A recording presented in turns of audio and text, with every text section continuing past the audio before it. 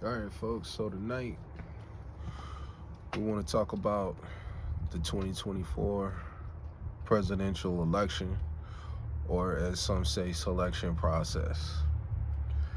I'm just sitting at the crib. It's pretty decent out here. It's a nice fall evening. It's raining. And I'm thinking about like my earliest interactions with this whole election cycle. I could probably remember going back to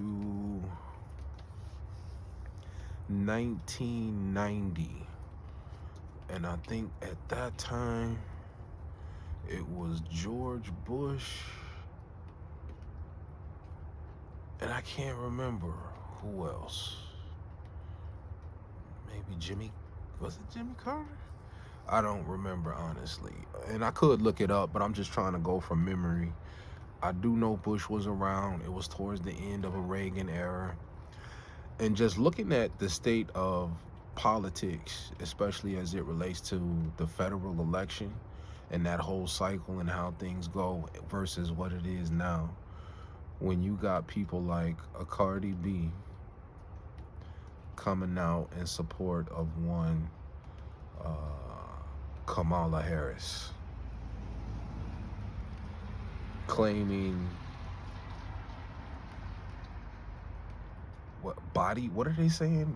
The right of my body, or birthrights or something like that, which to me and those of us of common sense is really an excuse to be just polyander and kill babies. That's how I see it. And truth be told, I don't have a horse in the race. There's a lot of people in the pro Trump camp. Then there's people in the pro Kamala camp. I'm not in either. I'm just being all the way real. And I can see the flaws in both sides.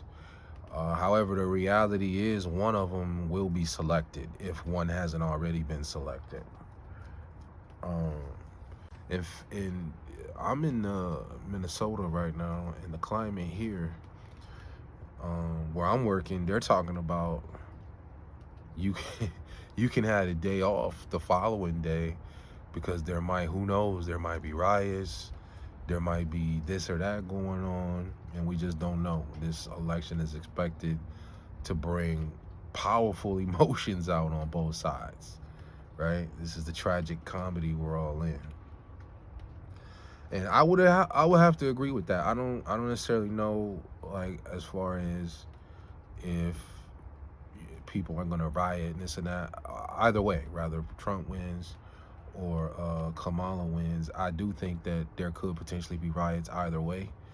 There could be potentially questions as to the authenticity of ballots and the election process and blah blah blah, right?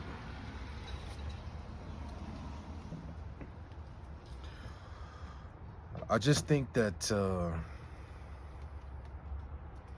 we're in strange times, to put it kindly. You know what I mean? The so-called celebrities or so-called stars that have come out, and these are people where, a background like a Cardi B versus where she's on YouTube talking about how to take a whole bath. Um, I'm not sure if she's still on there, that video. It was an older video before she became who she was now. But she was on here just like the rest of us looking for a route. And she was teaching people how to take a whole bath between either jobs or hookups. And to bring out somebody like that of such low moral repute, but at the same time, an influencer nonetheless, I'm sure she can pull out, on a bad day, 1 million people would be willing to go along with whatever it is that she's saying. And that's pretty much where we are now, right?